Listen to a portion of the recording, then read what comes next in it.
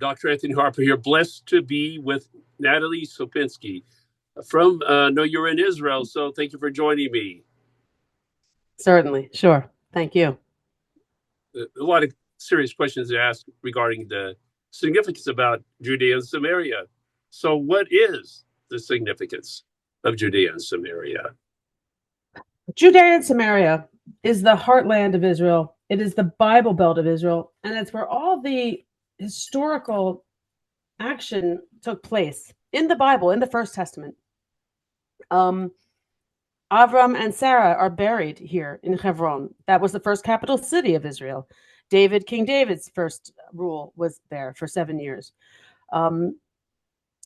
If you go north, you not just Avram and Sarah, but Avram, Isaac, and Yaakov, they're all buried there in the the Machpelah cave. Very well known. King Herod built that property, and it is huge, huge. The Arabs today live in Hebron with the Jews. Arabs are 220,000 there. Jews, only like 100 families.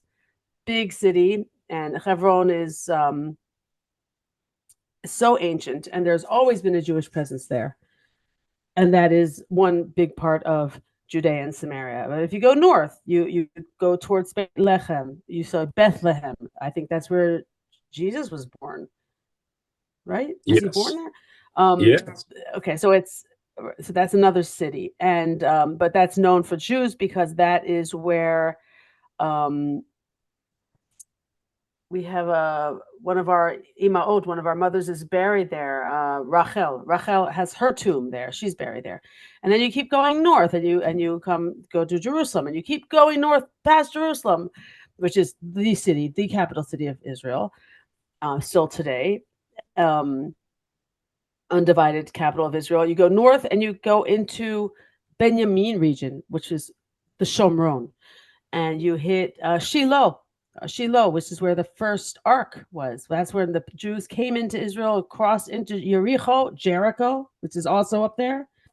They settled in Shiloh, and then that was their first, where they had their ark.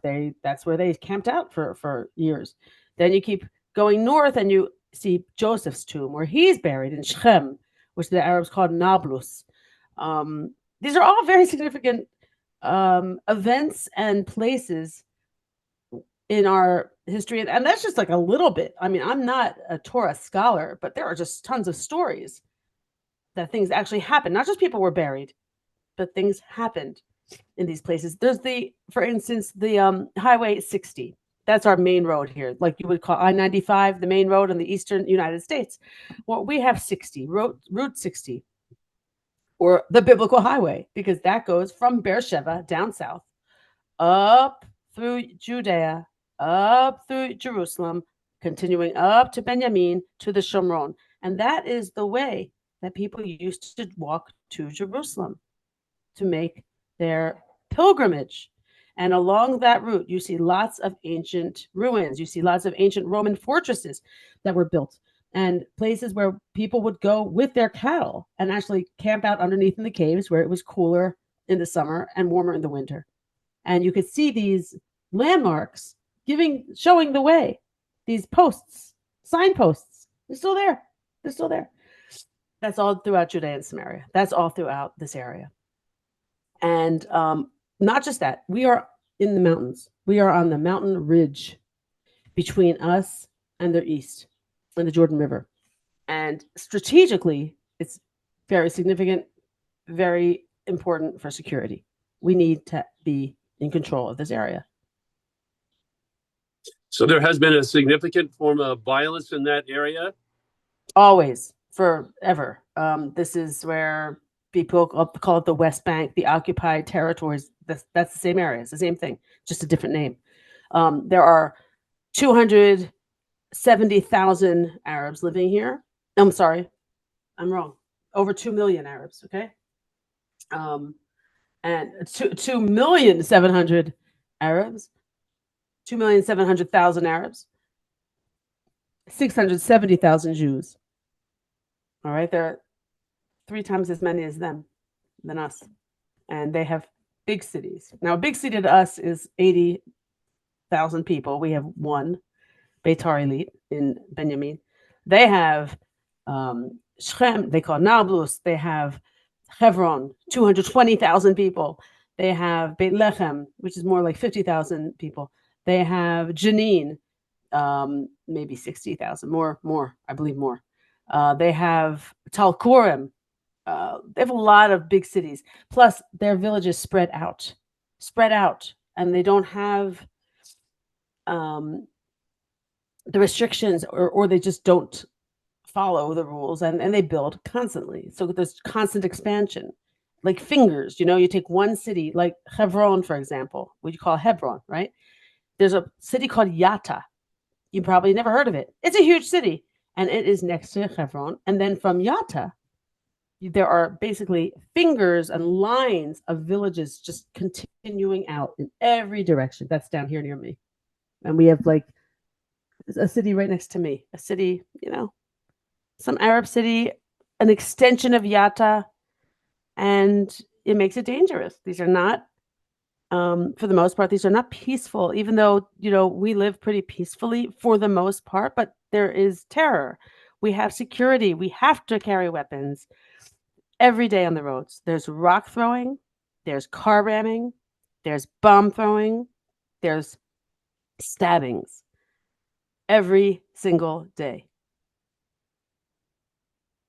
Very troubling, being the heartland of Israel. And I know that Jenin has been in the news a lot for a lot of terrorism.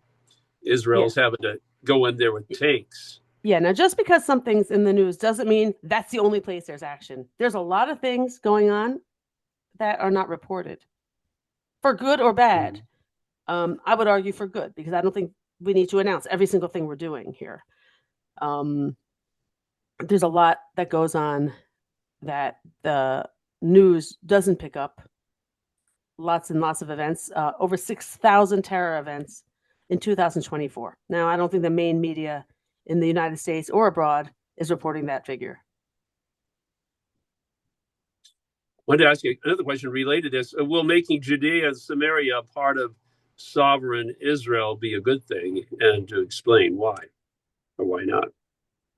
Well, yeah, that would be a good thing, because then the problem right now in those big Arab cities, and the reason why our IDF is in there cleaning out and finding weapons and catching terrorists, is because they are all ruled by the Palestinian Authority, the PA. And under the Oslo Accords, which was enacted in 1993, it divided this area, Judea and Samaria, the West Bank, if you will, into three parts: Area A, Area B, and Area C. Area A is Arab. Under Arab rule, no Jews are allowed in those areas. Those are those big terror cities. And when you drive by those cities, we all share the same road. You drive by those cities, there's a big red sign in front of those things saying Israelis not allowed. And those are ruled by the Palestinian Authority, which is basically Hamas. I mean, they are terrorists. It's a terrorist regime. So if we take over and they're eliminated, they will be citizens of Israel. And they will have to abide by Israeli rules. And if they don't, they're out of here. We're not a bunch of terrorists. We're a democratic country.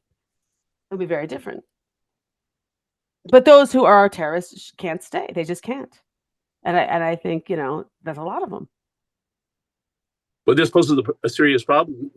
Israel being a democratic nation, so you have a lot of Arabs that are let in, then don't they just eventually take over out of sheer numbers? That's a problem. That is definitely a problem. Who wants to take over a population that you can't really control because they're more than you? And it's funny when people say, well, they should take an oath of loyalty to the state. And then, well, they lie. It's known. The Quran says, lie. You're allowed to lie. So that is a solution we don't have yet. We know the two-state solution is not ever going to work. So we can't have two states. It needs to be one Jewish state. And with the population, that the minority population needs to either agree to stay peacefully or they will be escorted out.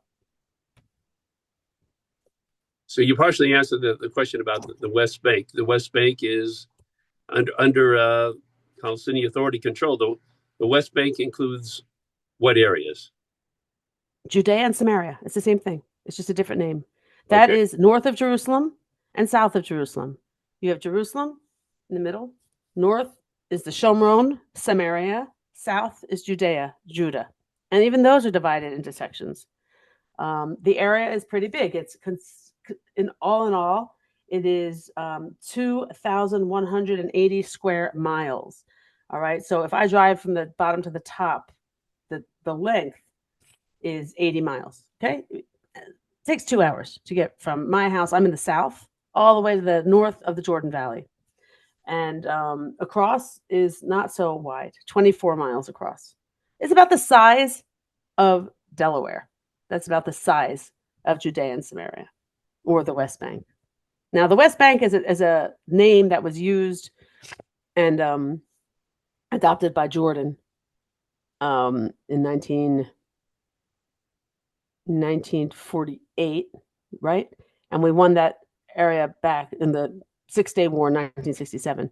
And that name was used really to disassociate the Jews from this area. I mean, the biblical name is Judea and Samaria, Yehuda and Shomron. I'm a Jew from Judea, right? That's the biblical name. So the West Bank was taken to make it sound like the West Bank of Jordan, but we're not. It's not accurate, and it was used to harm us and to disassociate us. And that word, that title, that name, it's just not. It's not right, and it shouldn't be used anymore. It's used by our enemies. So how do things change for all of you there after October 7th? Here we just stepped up security. Basically, every yishuv, every community here has a security team, and they're like older men, 40 plus. We had a team. We live in a community with 200 families. Our team was about 8 men. All right, and they would practice and do drills. And we also have the army helping us. Okay, we have a few soldiers here. As a community grows, the soldiers decrease. So, for example, when I came here 20 years ago, 70 families were here. We had 16 soldiers every week on a weekly rotation. As the community grew, those soldiers were taken away, and we had to handle our own security. Today, we have 210 families, and we only have 4 soldiers. After October 7th, we got another 8 soldiers. Our own security team, which had been 8 men, grew to 40. 40! And constant security. Constant. With vehicles. Security vehicles going around, 4-hour shifts. Also, men stationed at strategic points. We added some lookouts. We added some sandbags in some areas, and upgraded our equipment. There were fundraisers to get more helmets and vests, to get drones. And it's been effective. We've been quiet. We've had quiet. We had one incursion, actually October 9th, but been very quiet. We thwarted some attacks. There was an attack scheduled right outside of Yishuv near Yatir. We found it. We stopped it. And it's been quiet because we are vigilant, we're active, we're out there. And you have to be, your enemies have to see you. They have to see that it's going to be hard to get in. You can't be asleep.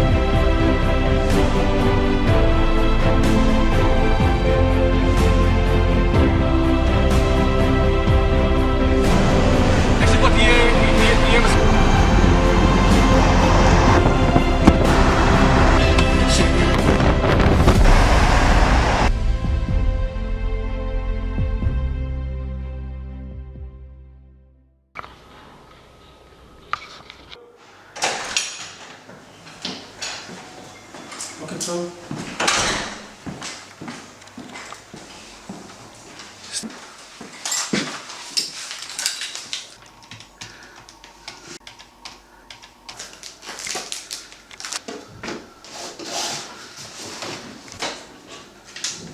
חשד לאירוע פח"ע לצורך העניין. שדיווח ראשוני על חשד לאירוע פח"ע. 19,199 בדרך.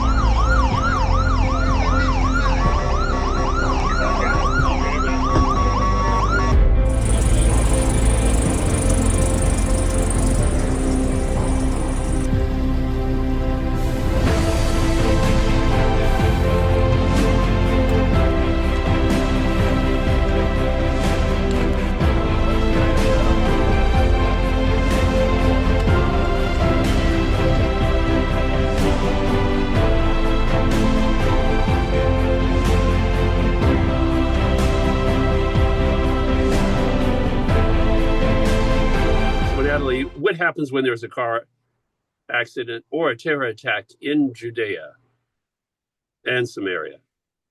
So we're a little bit different than the rest of the country. We don't have police and we don't have any hospitals nearby. And Magen David Adom, which is a national emergency service, is a lot. It's a smaller force out here. So I'm part of the rescue team out here, which is called Hatzalah, Yehuda and Shomron. And we are working with Magen David Adom. We're the volunteers. And we come. The IDF comes as well. Whoever gets hurt dials 101, which is the emergency service number. We are the medics here in Judea and Samaria, all volunteers, all living here. So they don't have to wait so long. We get there in a matter of minutes and we treat on scene. We are ambulance drivers also. We call helicopters when we need to and evacuate the ones who need further treatment to hospitals in Jerusalem, Beersheba, or sometimes Ariel, Petah Tikva, Tel Aviv, if it's in the Shomron. And we have the equipment. We always need more though. We have some critical care ambulances, some regular ambulances, and we treat. All our medics are fully trained. Medics, paramedics, and doctors is what we've got. We have 1,600 of them. People all spread out throughout these 150 communities throughout Judea and Samaria.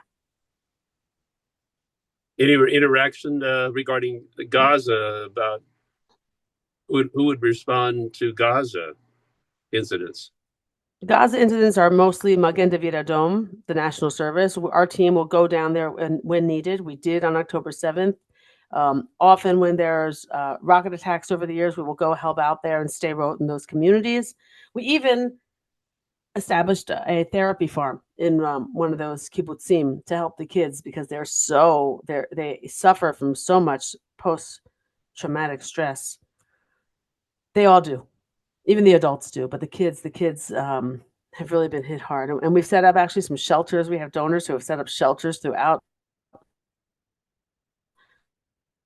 Sderot. Some of those kids have to actually be in a shelter all the time because there are so many alarms and so many rockets. But we're more active in Judea and Samaria.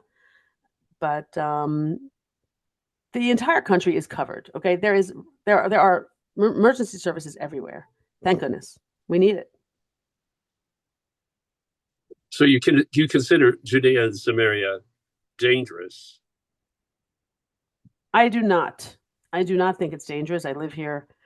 There's no crime, for instance, which is funny when you think about it. But there is no common crime. People don't need to lock their doors or their houses or their bicycles. There's no theft. There's no kidnapping. There's nothing like that. No crime. What we do have is an enemy population living right next to us, and their leadership is encouraging them to attack and kill us.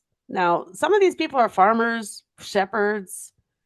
They're quiet. They're in the fields, but then you'll hear these attacks. These attacks are happening. They are motivated. They're teenagers. They're bands of thugs will come and the carfuls of people and attack our shepherds. On the roads, it's bad. in some areas. If you drive by the Harara in the north near Harbracha up there, there have been a lot of murders down between Jerusalem and Hebron Road near me. A lot of rock throwing. And what does a rock throwing do? It smashes your windshield is what it does, and could smash the sides of the car windows also and drive you off the road. That's what it does. Then you're in a car accident. Then you can die. That's what happens. It's terror. It scares you, and it attacks you. Can you imagine driving and all of a sudden a rock hits you in the windshield? You have a baby in the car. You have your kids with you. It's horrifying and terrifying, and that is their goal, to terrify us and drive us away from here. What is settler violence? Settler violence is when settlers fight. When people like me, Jews, fight back. That's what that is. There's not too much of it, but whenever there is a group of Jews that fight back, it's magnified in the news to make us look bad. Of course, the Arab assaults, I just told you there were over 6,000 of them in 1 year, are hardly mentioned. They don't even get nothing. They get no punishment, really. They run away. We have to track them down. It's interesting that under the Biden administration, there were settlers, Jews, who were punished, meaning their bank accounts were frozen for being accused of settler violence. Now, none of that happened to all the Arabs, on any of them, nothing. And they're much, 10 times as much violence all the time. Well, it could also be redefined. I've heard that settlers referring to Arabs, that the Jewish people have a right to all that land, so that you maybe heard the argument that Jewish people are not settlers. They're entitled to all of it, and they're the true residents of the whole area. Yeah, the word settler is interesting. I've been told not to use it. And I actually went to an APAC convention years ago, and I was told to introduce myself to this one organization. I told them where I live, and I'm a settler, and they said, don't use that word. And I was like, all right. I didn't know it was a bad word. We're actually resettling our land. So that's interesting how it's taken on a bad connotation. I guess we're just residents of Judea and Samaria, I guess, but this is ours. I mean, it's our. I'm indigenous to this land. It's ours. Yeah, it is very, very supported by a lot of evangelical Christians. Support Israel's right to all the land, and that you really are entitled to that. Many evangelical Christians are so supportive of Israel. I know there's a movie that recently won an Oscar award for best documentary called No Other Lands. So, what do you think of it? Well, I saw it. I didn't think much of it. It was kind of boring. Mostly two people talking. One Jewish guy from Beersheba trying to help this Arab village down the road. And, it was about the government coming and telling them, you can't live here. You need to evacuate. And them pretty much ignoring the government and building anyway. And the government would come and tear down their school, and then they would rebuild it during the night and cover it up. And it was really annoying because they have no respect for law. You're living in our land, and here you are ignoring orders. If you live anywhere in the world, you need a permit, you need permission to build, you need licenses. You don't just go set up a tent and saying, oh, my grandfather lived here for 30 years. Well, too bad. He didn't have permission, and you don't have permission.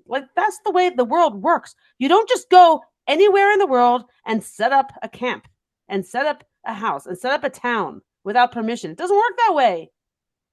There are places for you to live, and there are places for these people to live. You follow rules. And you don't laugh about it and build in secret. And what is that?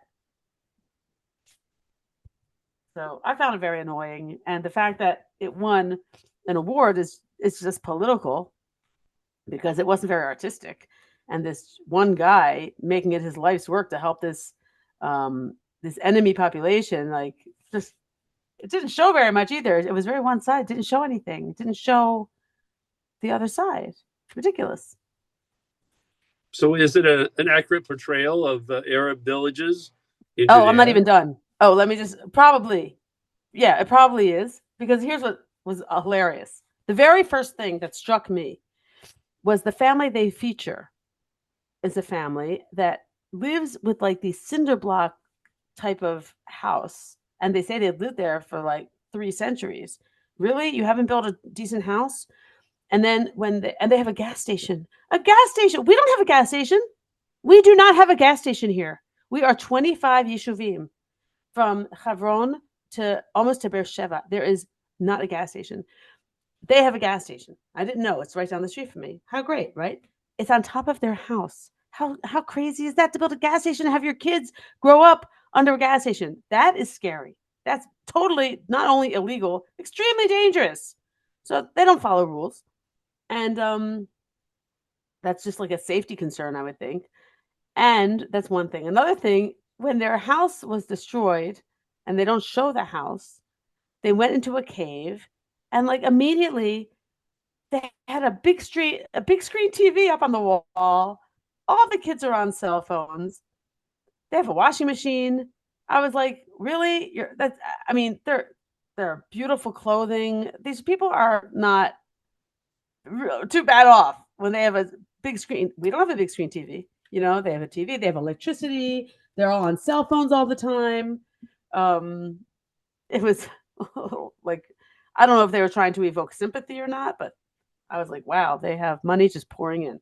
If they can set up house so quickly and make a cave that beautiful, because caves are actually nice. You get natural heat in the winter and natural cooling in the summer.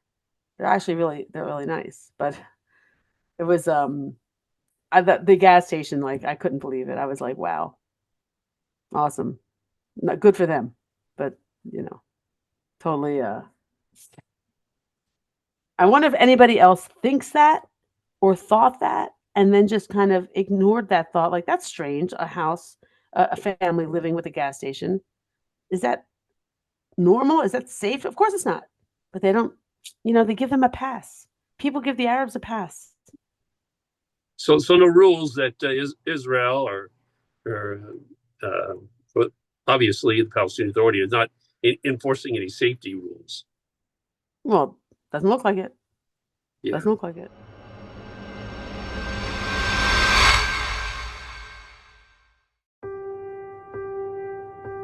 Hatzalah was established in 2000 in Israel at the beginning of the Second Intifada.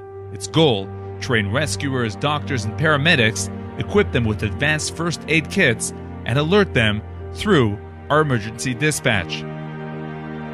Thanks to more than 1,000 rescuers who are active all over Israel, the average time to scene of a rescuer is 3 minutes. Rescuers Without Borders organization works shoulder to shoulder in total coordination with MADA, the police, and IDF. When a terrorist attack, a traffic accident, or a domestic accident occurs, our rescuers spring into action. They save thousands of lives each year. Our action is widely acknowledged, as attested by our Prime Minister and the head of Tzal Medical Command, Eyoch. These are volunteers, these are ordinary people just like you, who decided to do something. And what they do is to offer emergency first aid help to the victims of terror, victims of road accidents. Sometimes the two are the same. And these are actually saving lives as we speak. The military medical officers and the great people of SSF and Hatzalah Yosh, they meet together in the field. Our rescuers' professionalism and equipment save lives, says the ER chief of Shaarei Tzedek Hospital in Jerusalem. First treatment of the critical wound patient, the first minutes, the first time of the treatment of the patient really depends mostly on the paramedics on the field and the equipment that they have. Gilad, severely injured by a terrorist, was saved by our rescuer Ofer. כמו שאתם יודעים, אני נפצעתי באורך אנוש, ובאמת האחוזים שלי לשרוד היו קרובים לאפס, ורק תמשיכו ככה, כל הכבוד, באמת.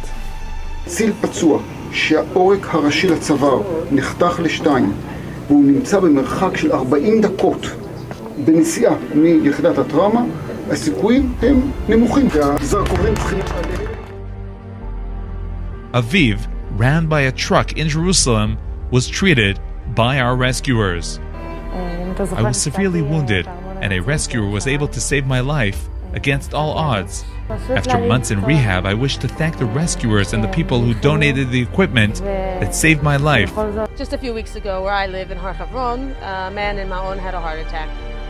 Within 3 minutes, a volunteer down the street ran with his pack and the defibrillator, gave him 3 shocks, and saved his life. I arrived in short order, and I was able to save him thanks to my equipment. The next time I woke up in Hadassah Hospital, and Baruch Hashem, now I'm here to tell the story. And thank you to everyone for saving my life. Ta'el was burned by a Molotov cocktail that was thrown on their car, her mother tells us. We were at the scene within 2 minutes and we treated the little girl's burns. When the tsunami hit back in 2005, our international department dispatched a team to Sri Lanka. They treated over 2,500 people. Their action was broadcasted all over the world. Having teams present everywhere is one of our core principles, which has proved its value again and again. We have rescuer teams in 14 countries, so rescuers can arrive on the scene in no time. Our rescuers have made Israel proud in Burma, Haiti, Mali, Nepal, the Philippines, Mexico City, St. Martin, and in many other places. Rescuers Without Borders rescuers are renowned worldwide for their professionalism thanks to our unique emergency simulation mobile unit. The unit is used by our rescuers and by IDF Medical Command. In 2018, rescuer teams from 6 countries came to Israel to learn tactical medicine with our mobile unit.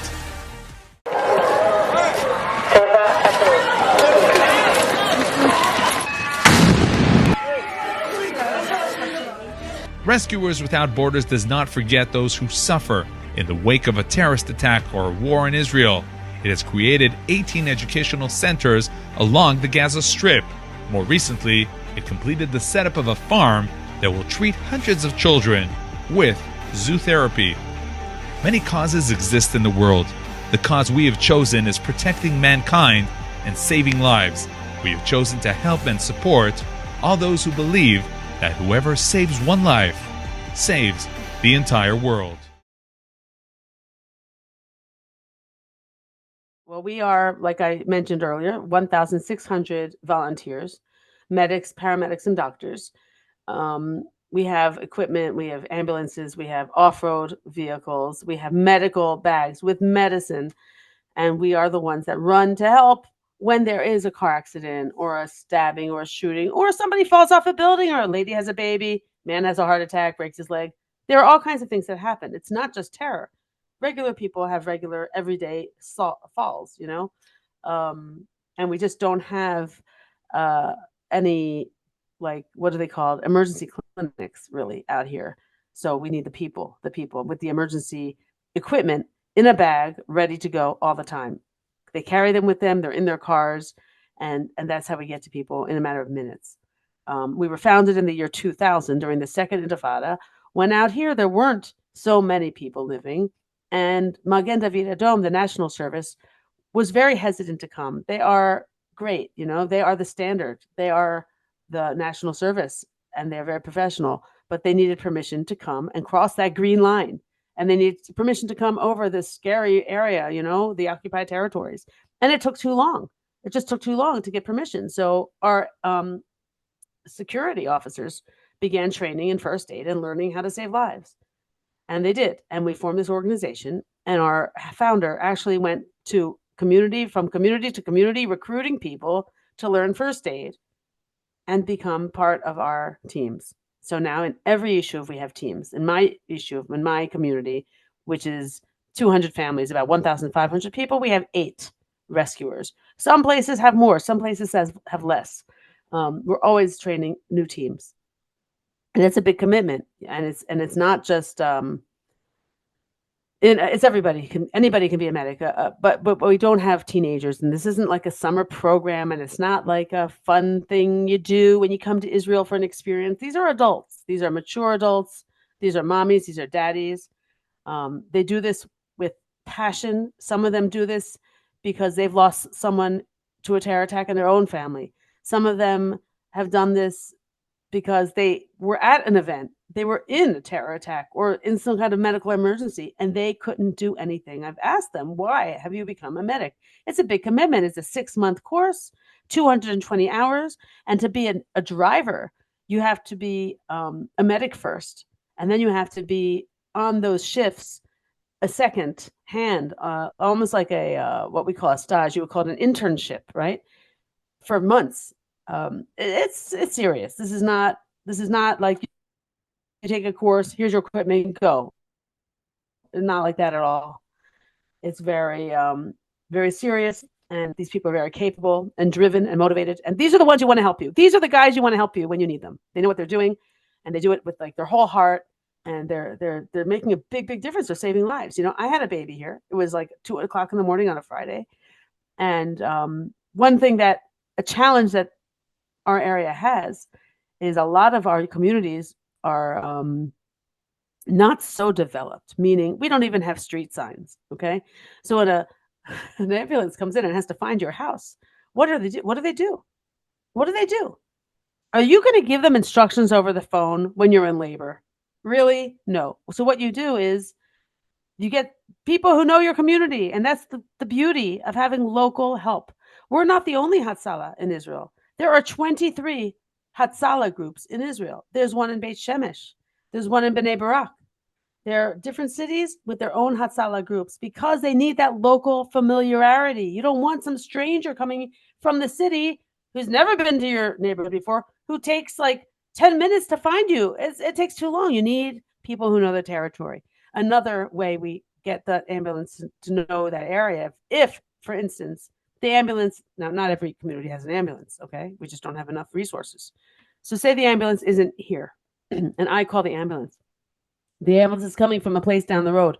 I'll send a child to the entrance of my community to jump on that ambulance with them and guide the driver to my house.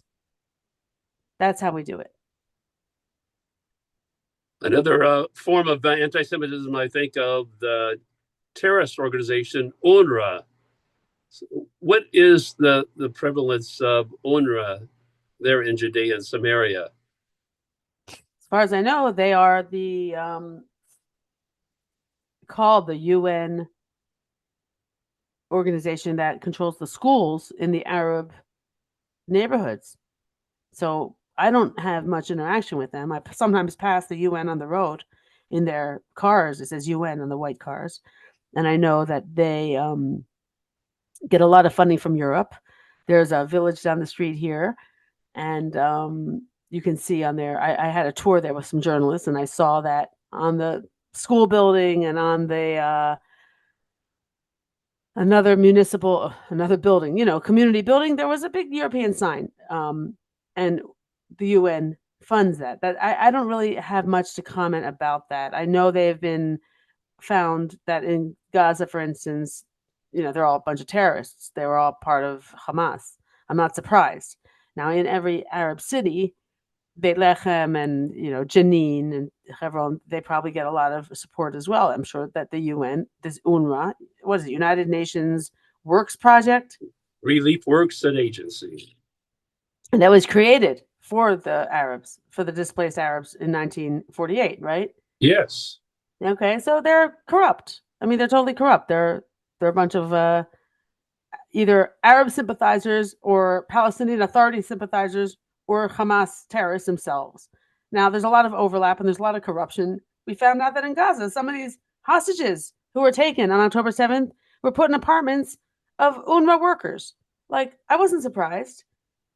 It's been shown that the Arabs, whenever they take over any area, you can call them Palestinians, but there is no Palestine, so I won't use that term. But I'm saying Arabs, all right? I'm dealing with the ones here in Israel who are living in these Arab towns, in these areas. There's really no innocent civilians. And UNRWA, this United Nations agency for relief, whatever you want to call it, they're all a bunch of terrorists. I mean, they're these teachers who are working at the schools were harboring hostages in their house. I wasn't surprised. I don't think anyone is surprised. In the world, we see, and when they speak, these Arabs, clerics and leaders, they're very clear about their goal, and they want to take over the world. They want to take over the world.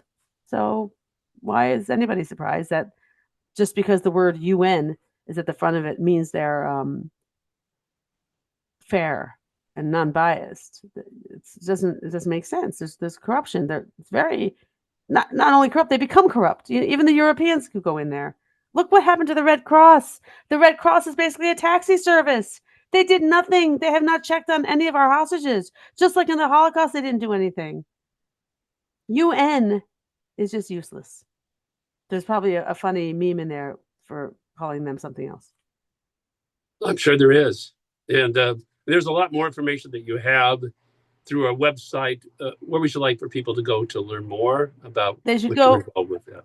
Thank you for asking. www.hatzalah.org.il. That's HATZALAH.org.il. We are the first response medics in Judea and Samaria, and we need support. We do. We need people to help us. The presence out here is rough. It's rough territory, I'll be honest. And all the Jews who are living here are making a difference. We need more. We need 1 million more Jews here. There is room. It is a beautiful part of Israel. It's rocky. It's clean. It's beautiful. It's fresh. Everything grows. People are shepherds. It's really an old-fashioned lifestyle. I'm not a farmer, but I feel like one. I walk around. I have 2 big dogs. And you walk here, you see olive groves and grapevines, and just nature. And it's so beautiful, and it's so ancient, and you feel it. You really do feel it. This is where King David met Abigail. This is where he roamed with his own flocks, and you see it, and it's just beautiful. This is God's land, and we need to take care of it. We need to protect it, and that's what the Jews do. They plant, and they reap, and they take care of each other, and they take care of this land. And we need more Jews here. We do. We need more God-fearing, God-loving Jews here. Well, hopefully that will happen. Get another 1 million Jewish people there. I know there are a lot of people that could make Aliyah or come from some other place, and you have plenty of room there. Yeah. So I invite people to check out your website. Of course, there'll be a link in the description of this video, in the description box, to your website.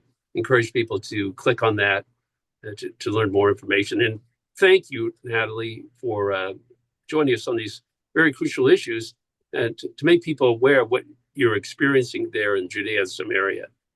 Well, thank you, Dr. Harper. It was really great to meet you. And I know you're a very strong voice out there in Washington. And the evangelical Christian community has been so wonderful. And there are so many of them. I think 600,000 in America, or no, in the world, 600,000. Am I right? Does that sound right? There's a big number. There are many millions. There's over a billion Christians in the world. Oh, wow. I was really Actually, Christians make up the largest population of religious beliefs in the world, larger than Muslim. Wow. I hope so. I hope that's true, because they have a loud voice, those Muslims. Mm-hmm. Thank you, Natalie, for joining us and explaining about what you're experiencing there in Judea and Samaria. Okay. Thank you. I hope people hear this and get in touch, and please do. www.hatzalah.org.il, or you can even write to me personally, Natalie at hatzalah.org.il. Thank you, Natalie.